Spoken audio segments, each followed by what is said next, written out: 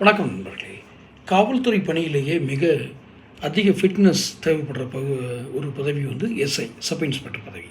அந்த பதவிக்கான ஆள் சேர்ப்பு ப்ராசஸ் அந்த முறையில் நடந்த மிகப்பெரிய முறைகேடு. அந்த முறைகேடு எங்கே நடந்திருக்குன்னா இடஒதுக்கீடில். இடஒதுக்கீடு என்பதை முறைகேடாக பயன்படுத்துவதற்காகத்தான் இந்த திராவிட கட்சிகள் வைத்திருக்கிறதே ஒழிய எந்த ஒரு சாதிய ஒடுக்குமுறையில் சாதிய அடையாளத்தால் ஒடுக்குமுறையில் சிக்கிக்கொண்ட மக்களை மீட்பதற்கோ அல்லது பட்டியலிடும் மக்களை மீட்பதற்கோ ஒருபோதும் இது செயல்பட்டதில்லை.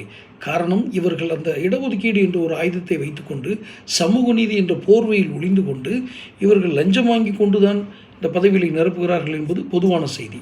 இதில் எந்த அளவுக்கு உண்மை இருக்கிறது என்பது வேறு விஷயம். சரி, இப்போது இதில் முறைகேடு நான் சொன்னது இந்த மாதிரி லஞ்சம் வாங்கிட்டு அந்த பதவி நிரப்பப்படுது இல்லைன்னு சொல்கிறவங்க இந்த முறைகேடை ஏன் பயன்படுத்தினார்கள்?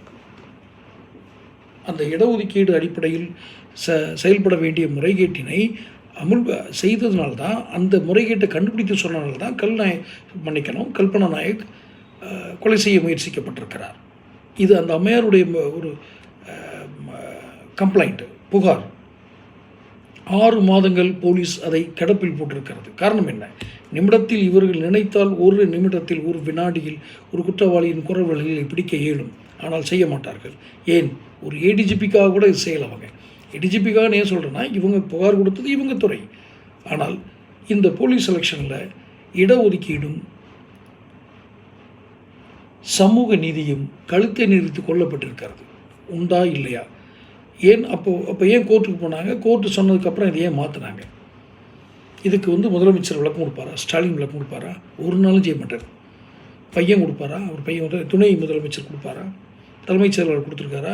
ஏடிஜிபி புகாரோடு அப்படியே இருக்கு, அமைதியாக இருப்பாங்க. அப்போ எல்லாம் கடந்து போயிடும், அப்புறம் போயிடுவாங்க. தொடர்ந்து இந்த கொடூரம் நடந்து கொண்டு இருக்கிறது. சற்று உன்னிப்பாக கவனியுங்கள். அடுத்த தேர்தல் வருகிறது, வாக்குகளை பார்த்து செலுத்துங்கள். தொடர்ந்து சேனல் பாருங்கள், சப்ஸ்கிரைப் பண்ணுங்கள், நோட்டிஃபிகேஷன் பதிவு பண்ணுங்கள். அடுத்தடுத்த வீடியோக்களில் சந்திப்போம். நன்றி.